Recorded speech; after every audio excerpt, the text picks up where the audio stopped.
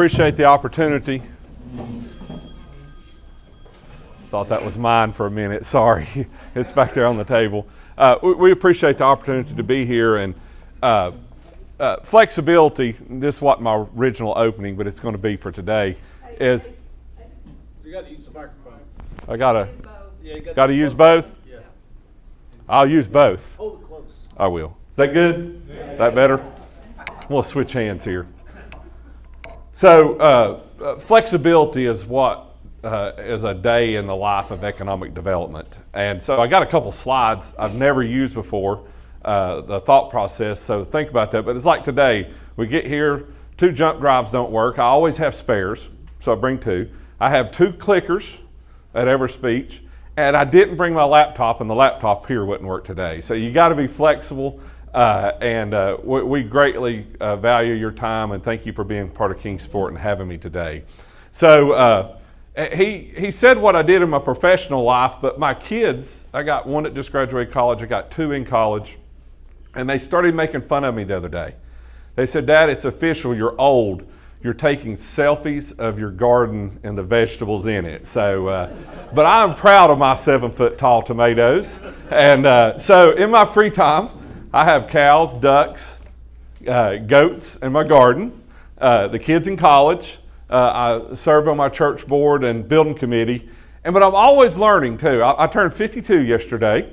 And last year I learned how to make scratch-made biscuits with no help from my wife or mother-in-law. Smoked my first briskets, took stick welding at Northeast all the way through, learned how to weld, and also working on my economic development certification through UT. So my wife says I don't have any free time. She's right, we're always doing something, but we enjoy life. So today, I went through last year's presentation. I presented to you last April, I believe it was the 14th. And I pulled some slides out of that because I was asked to give an update. And so the next few slides will show what we talked about was happening last year and where those projects are today. So we talked about last year the Main Street townhomes and the old Citizen Supply building. Since then, the architect sent me some cool pictures. They've actually uncovered the original building and found that it was 2 individual buildings, and they're working to historically keep that shape and facade of that building, and we're really, really excited about the look of it. And then the property between Citizen Supply and the grocery company, which is now being completely renovated and remodeled. This is the site plan that we received about 2 weeks ago, conceptual site plan of the townhomes that would be built. So that was a project that was just concept last year, and now construction has started on the Citizen Supply, and we've received documented drawings of which they're working on their civil and their architectural drawings. So another thing we talked about last year was how businesses choose Kingsport. Before I go any further, one of the big parts of that is we use what's called Buxton that we'll talk about in a minute. I didn't put a slide of this, but my last slide last year had in red letters, intern position. Well, we went past intern position. Stephen Bauer, who has worked in our office since last July, will be a full-time city employee Monday, and he graduated ETSU in December with his master's in public administration with an emphasis in economic development, and he has been an invaluable part of what is happening in the city and part of our economic development department. So I didn't put that slide in here. But he helps do what we call recruitment packages, where we evaluate sites, do demographic studies, and we don't just say, "Hey, come to Kingsport." We say, "Come to Kingsport, here's a property, here's the owner's name and number, or the broker's name and number, here's the size of the building, and here's a map of where it's at." And a lot of times we even have a picture of that building when we send it out. Because if we can do the footwork up front, we get a quicker response. It might be a response like we got the other day. "Thank you for contacting us. We are not expanding into the Kingsport market, but we will keep this information." It might be 3 or 4 years down the road, but we got to them first. And so it's a long process of constantly reaching out to customers. So here's a success story. We had a company call and says, "We're looking for a site in Kingsport. We can't find what we want." And the most successful thing and one of the most enjoyable things we do when we show customers Kingsport is say, come and get in my car, come and get my truck and let me drive you around. And without fail, when they've never been here or not been here in a while, moving back, they're amazed at the amount of activity that is going on and the amount of traffic. A lot of our traffic counts around here are now pushing 30,000 cars a day. Retailers and stuff like that number would be 25, 30,000. So it's a big number. So we drove them around and we pulled into this lot. I said, this, according to data research, is a great place for your business. He said, but it's not for sale. I said, here's the owner's phone number. And so now we have a scooter sitting in Colonial Heights. I talked to the owner yesterday, hoping to have an update for today. The week they opened, they were the number 3 store in the nation. The week they opened. And they still are exceeding their pro forma, what they estimated business and sales would be. So and he is excited. You're getting ready to get another one of these. Is looking at coming into Kingsport on the west end of town. Local owner, right? Local owner. Both of them local owners. That'll be 2 different franchisees. So because the city and our BMA funds a system that's very expensive that allows us to do data-based research at the click of a button, we're able to reach out and that's, we're just thrilled that we were able to be part of that process. Last year when I spoke to the BMA, February of 21, there was 600 housing units under process. What we define as housing unit under process is single family, duplex, townhome, or multifamily, and they've submitted something to the city. It's not just, we're thinking about it. So there was 600 February of 21. When I spoke to you guys in April, there were 1,500, which was a huge jump. Today, in process, there's over 2,500 housing units. And we're excited about that. And here's what that means to our local economy. Housing permits from July 1st to June 30th from July 1st of 21 to June 30th of 22, there was 277 housing permits pulled. That's 23 per month, around 61 million in real estate or construction value. Here's this number gets better. Since January 1st of this year, 192 of those 277 have been pulled in the last 6 months. Okay, and in June, which was last month, I don't have July numbers yet, this is just the 22nd, there was 77 housing permits pulled just in June of this year. Which brings us to me plagiarizing Jeff Fleming on Move to Kingsport slide. I got this from him. 101 families moved here in June. I believe that was a record as the number of families in a single month.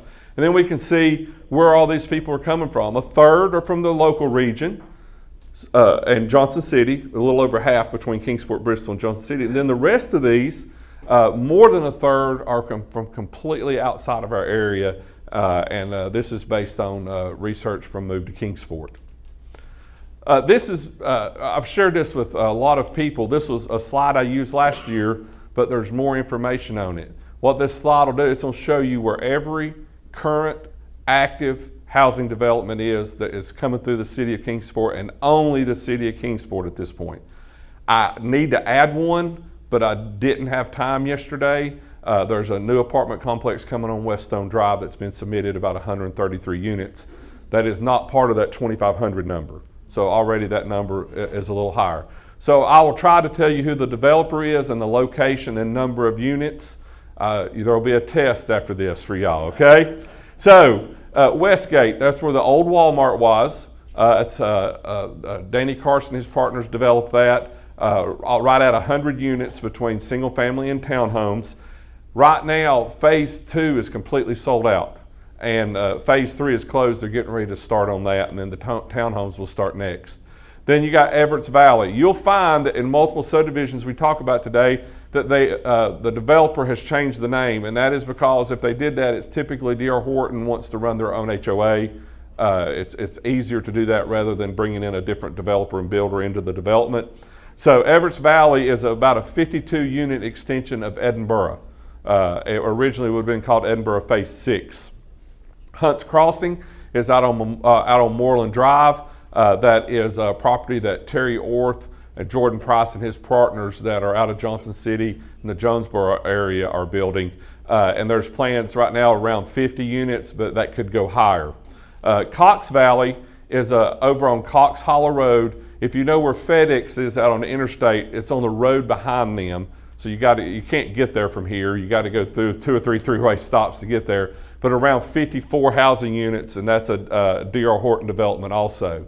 The Main Street townhomes we just talked about, between 32 and 34 units.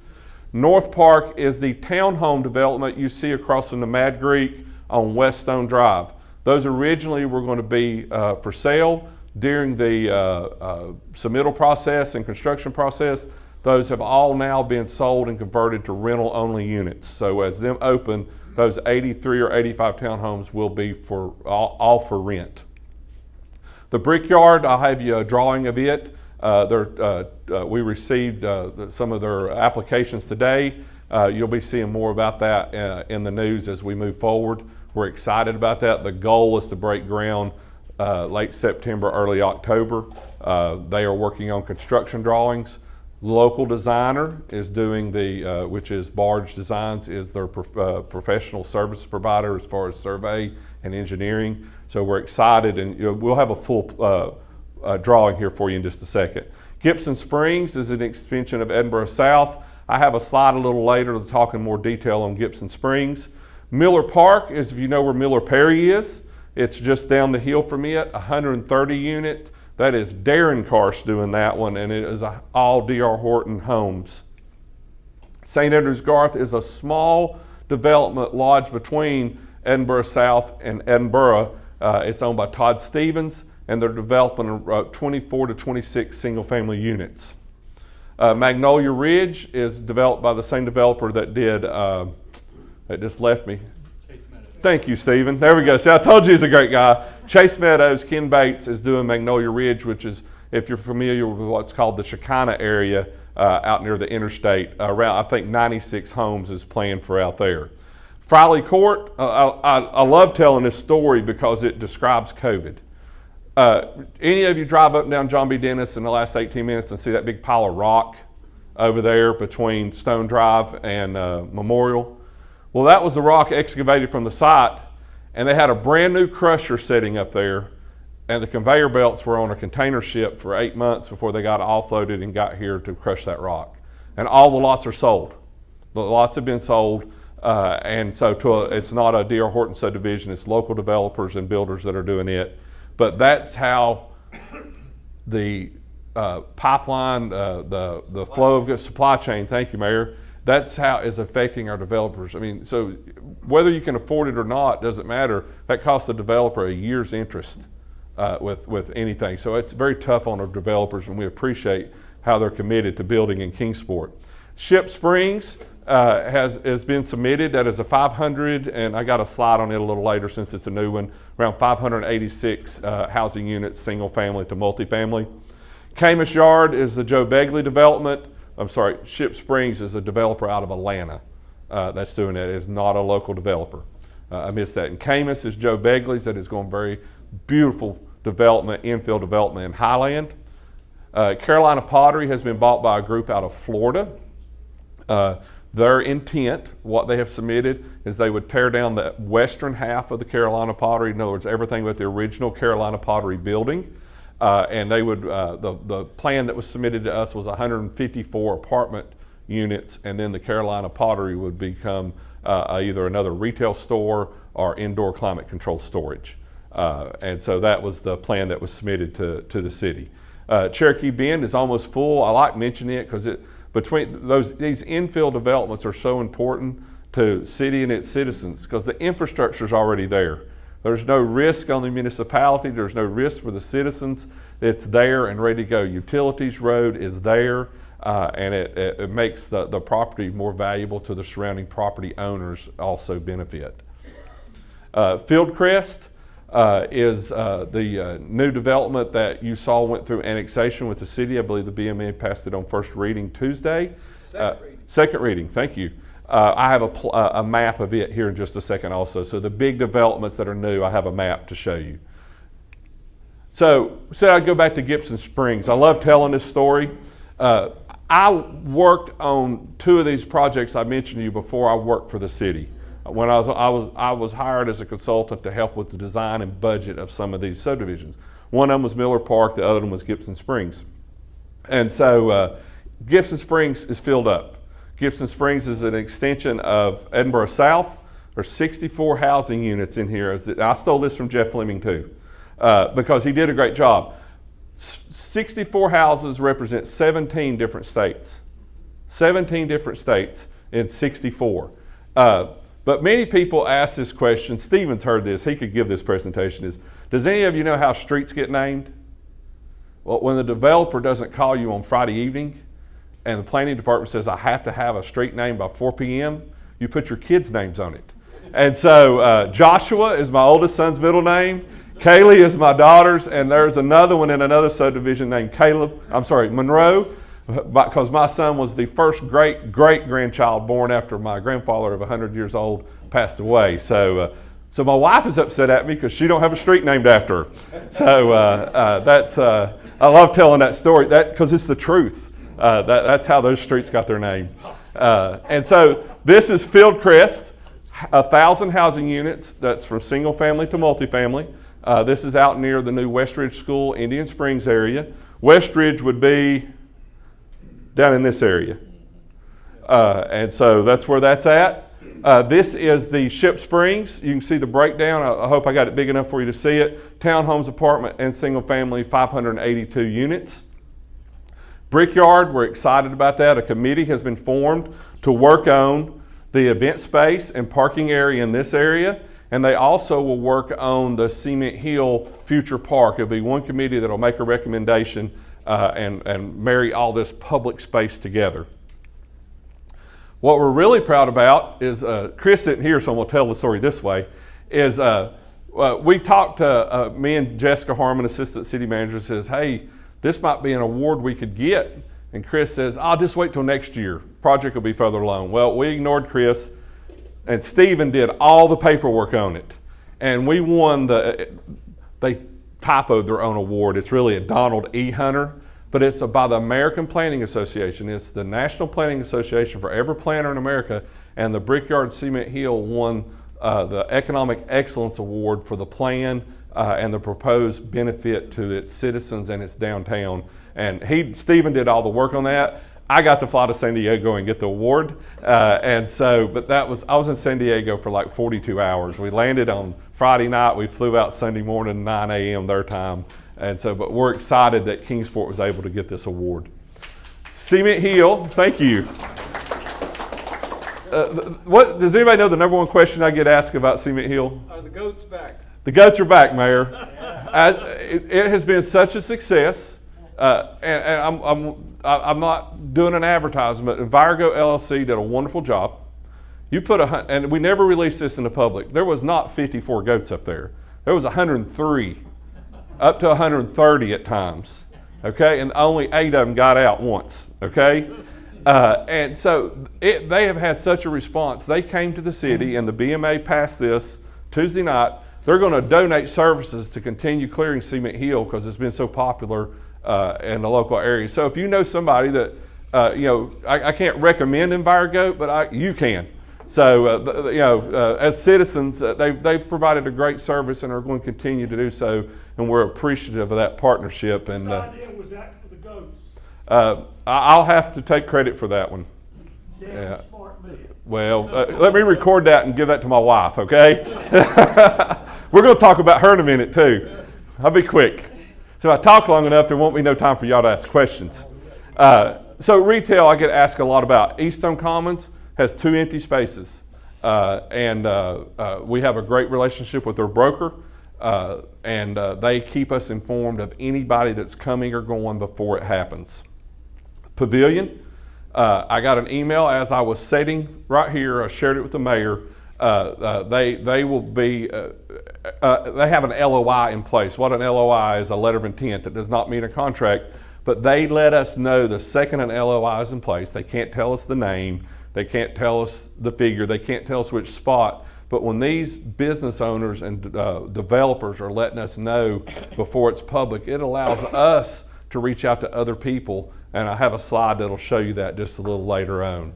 They are also working on phase 2 grading plans, and they have got a letter of intent on a potential anchor tenant for that, but that is between them and the anchor tenant. We are a dating service. We introduce you. We can't provide marriage counseling, nor can we get you married. So we're a dating service. Fort Henry Mall is working diligently. We talk to them every 2 weeks, and they have been a great corporate partner for us. Green Acres, we've met with that owner multiple times. They have got drawings done for a full facade retrofit.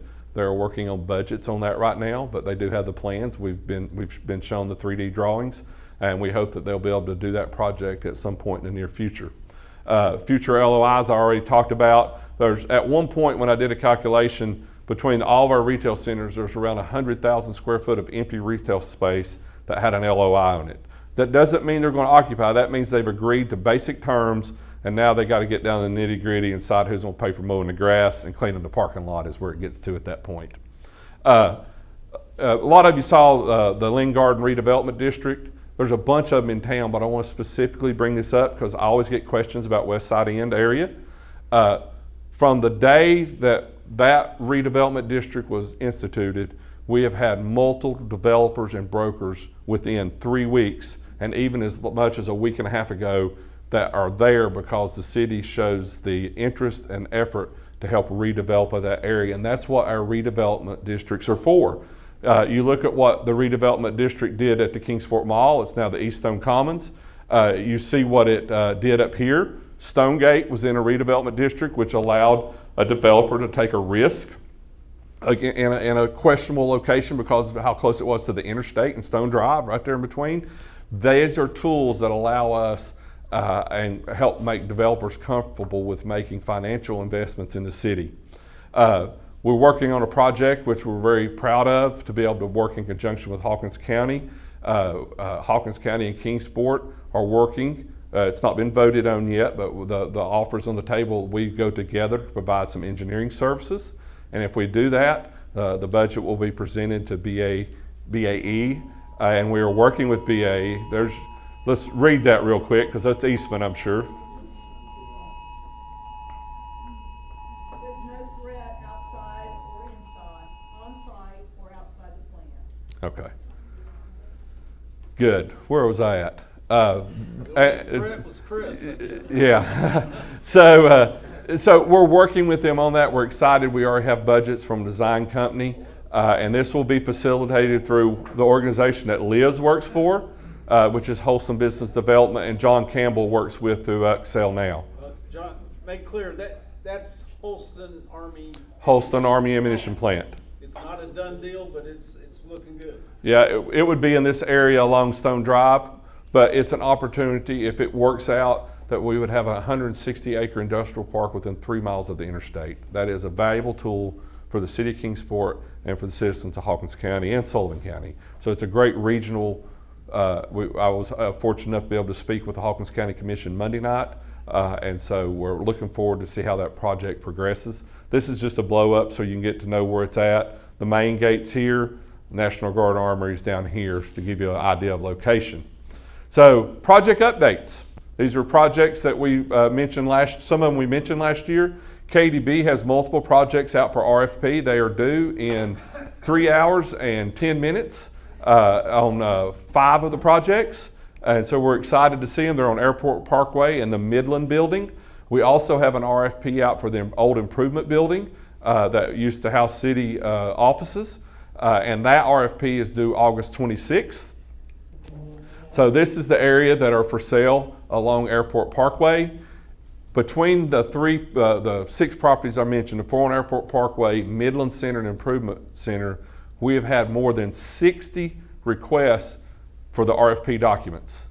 And that's to 40 unique individuals. So some of them wanted 2 of the RFPs. So we've had 40 or 43 now, if I added, we have 43 individuals at least requested and showed interest in these properties. That is a lot of interest in a short amount of time. So we're excited. Hopefully at 4:05 I'll get an idea of who's offered and what's going on. So this is out on Airport Parkway. This is the Midland Center. Wanted to show that's the where the city attorney's office used to be. And then the other one would be the improvement building, which is in this area right here. That's a 2-story with a full basement that we've had 18 individuals ask for an RFP just on that building. So 18 different people are interested in looking at purchasing that building. KDB will be the method of which these are all handled through the KDB and Industrial Development Board. Historic building, right, John? And the reason thank you for that, the reason it is not being received today, there will be historic easements in place on the improvement building that require the exterior facade to remain as is. The only exterior change they could make is the elevator shaft is not part of the original building. That was a horseshoe-shaped building that allowed all the offices to have glass in it or a window in it because it didn't have HVAC in 1917. And so they would be allowed to take it back to historic, but it has to remain as is, and that is required in perpetuity. That will go with the deed. So my kids, I'll throw them under the bus in our head. They're like, "What do you do for a living, Dad?" And I get that asked all the time. And I tell them, some days I don't know till the phone starts ringing, right? It changes on a whim. It can be everything from a site visit like this morning. Someone's bought a building in Kingsport and going to do a full remodel, or it can be, hey, we want to go out here and see where I can have a building in an industrial park, to research on demographics or traffic study. It can be a million different things. And I could sit here and name you items till the cows come home, and I would still miss something, okay? So this is a typical week. Meet with developers, networks, our industrial partner, tour sites with developers, and these are directly from my calendar. Cement Hill, stuff I mentioned. And this is a typical phone call day. If they're in Yalla, it was a text. Is networks, broker, city staff. Wife called to tell me to bring milk home. I forgot. Another broker, the mall owner, another broker, network, city staff, KDB's RFPs, all these. Client, this is what happens in a day. There is so much going on, and these are not made up. These are directly from my call log with names removed. That is Tuesday of this week. And not counting the emails. It does not count the emails. That is correct. The wife called, I verified that I was only supposed to bring milk home. Then we talked to Hawkins County and then another developer to talk to and set up a meeting for the next day. And then when I was in the store, I called my wife to make sure I was not supposed to bring anything home but milk. So I've been trained. I've been married 26 years. I know how to handle that. This is something new that we've done in the last year. Stephen, I can't do all this without help. Paige Jefferson, Stephen, completely redid our website. You can send people to our website, and it's as close to one-stop shopping as we can get right now. Someone asks about incentives, they just have to click on it. All the applications and information is there. Someone wants to know if there's available properties in our downtown. People can submit on our website. We print them off. We put all this information in there, and we mail it out, typically email it out. This has been very popular. This gets sent out usually on a weekly basis. And this is an example of what we send out on an individual property. And then we also have what's happening in Kingsport. We put together a full color, almost 30-page brochure with active links. You can get this to on our website. If it says Racks by the Tracks, and you want to know about Racks by the Tracks, you don't have to go look for it. Click on Racks by the Tracks and it's going to take you to it. This has been very helpful to our realtors and people recruiting people. It's a one place where they can find out, and this has been updated 3 times in the last 12 months. So it's an ongoing process. Questions? I talked as fast as I could go. Thank you for the opportunity. Oh, sorry, we're out of, no, I'm kidding. Back there was first. Chief. When BAE took over Holston Defense many years ago, the Army allowed them to develop the frontage, or start developing the frontage, then the Army killed it. Has the Army changed their mind now? They are looking through it's an acronym, ARMS, and that is a way for the local plants to look at how to better use perimeter and even interior property, because sometimes they have so many vacant buildings and stuff on some plants across the nation. defense contractors come in and work in that plant in a building that they lease and rent from the military. So this is an option that has been looked at. It seems to be looked at with favor right now, and we've had great meetings with BAE to discuss it. So we're happy with the process. Mayor? The Army is the final decision maker. Yes. But we feel good about this project because if it wasn't doable, we feel like they would have just killed it months ago. So it's not a done deal, but it's on a good path. Yeah, we've had good meetings, and they've asked for this, and so we're stepping out and got budgets for engineering to see what it would cost to develop the property. Yes, sir. Yeah, what about the Stewart Taylor property? Are you referring to the Stewart property, Taylor, out the 8126 interchange? 26, yeah. It's privately owned property. We talked with Stewart Taylor. He's worked on some opportunities out there, but he has not been able to work out any deals that meets his needs. So but we do talk to him on a regular basis. Yes, sir. Is it true that Industrial Park at PEA already has a place that wants to make crossbows? I have not heard that. I have not heard that. Sorry. That's a joke. Okay, well, I didn't get it. Sorry. Anybody else? I know something about this. Colonel Carpenter is a great American. I'm going to leave it at that. Yeah. Anybody else? I think. Did you have a question, or Jack, or did you change your mind? No, you answered it. You were clairvoyant. Oh, well, great. I want to know, did anybody take the concessions for driving deer hunters around in a truck? It's outside of my purview, sir.